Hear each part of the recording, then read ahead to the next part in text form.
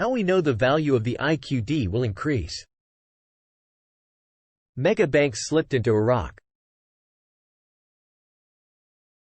JP Morgan has assets of more than $2.62 trillion and is the fifth or sixth largest bank in the world. Earlier this month, JP Morgan and Chase won the contract to run the Trade Bank of Iraq. The Trade Bank of Iraq facilitates foreign trade financing operations.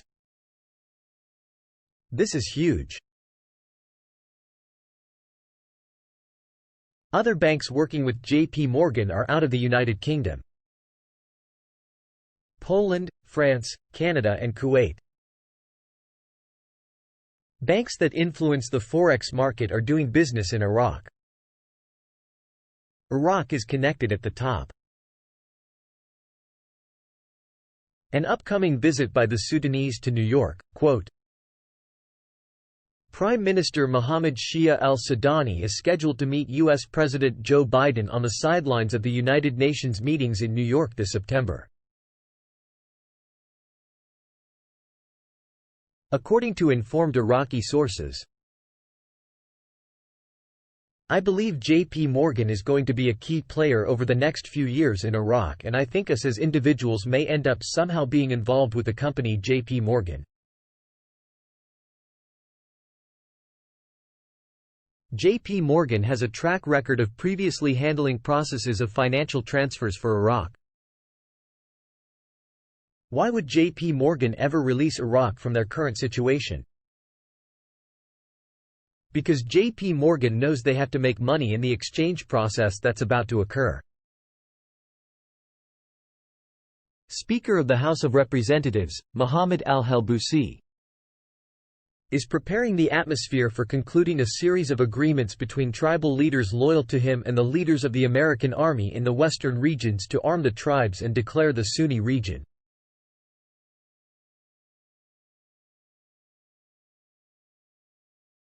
In an indication of striking the Iraqi parliament's decision to end the American presence in Iraq. According to one of the sheikhs and notables of Anbar Governorate, Khalid al-Dulaimi, Speaker of the House of Representatives, Mohammed al-Halbusi, sponsored a meeting between the American forces and some sheikhs and notables of Anbar at the Ain al-Assad Air Base. Al-Dulaimi said in a statement to the Maluma agency, Al-Halbusi paved the way for the American forces to hold meetings with some of the tribal sheikhs in Anbar inside the building of the Ain al-Assad Air Base.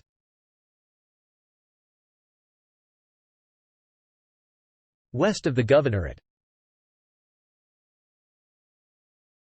In order to exchange visions on topics related to the movements of the American forces and their continuation in their bases in the regions.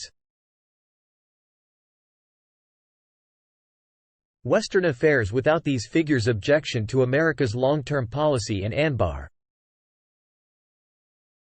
Al-Dulaimi added, America is planning to arm the tribes to serve its interests under false pretexts, including the existence of a threat to Anbar from ISIS criminal gangs, as well as encouraging these figures to put forward the idea of establishing an Anbar province. He pointed out that Al-Halbusi enjoys good relations with American political and security figures that qualify him to carry out this mission, while allocating huge sums of money to realize this project. Explaining that, America has assigned all infrastructure projects in Anbar to Al-Halbusi in order to strengthen it. Al-Halbusi buys the loyalty of some Anbar sheikhs. For his part, Suleiman